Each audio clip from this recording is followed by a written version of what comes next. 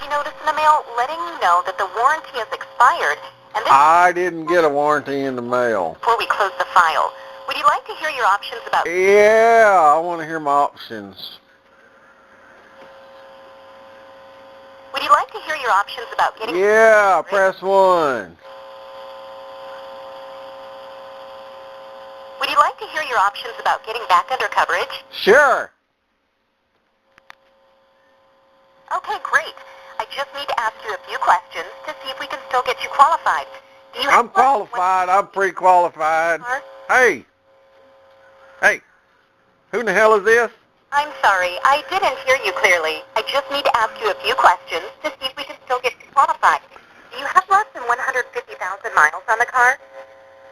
No, there's about 500,000 miles on the car. I don't even have a car. What the hell? Clearly. I just need to ask you a few questions to see if we can still get you qualified. I'm qualified. 150,000 miles on the car?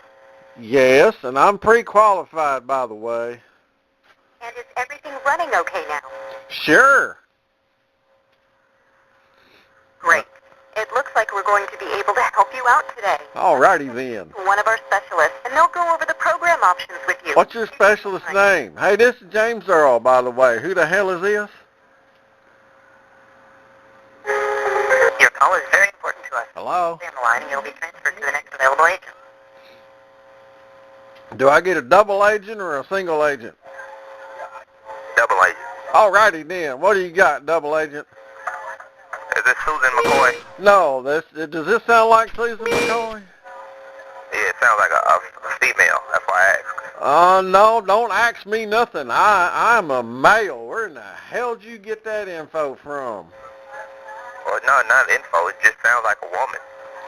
Well, you don't sound like a woman, and you're the double agent. What the hell? Hello? Where in the hell did you go, double agent? This is James Earl. What the hell?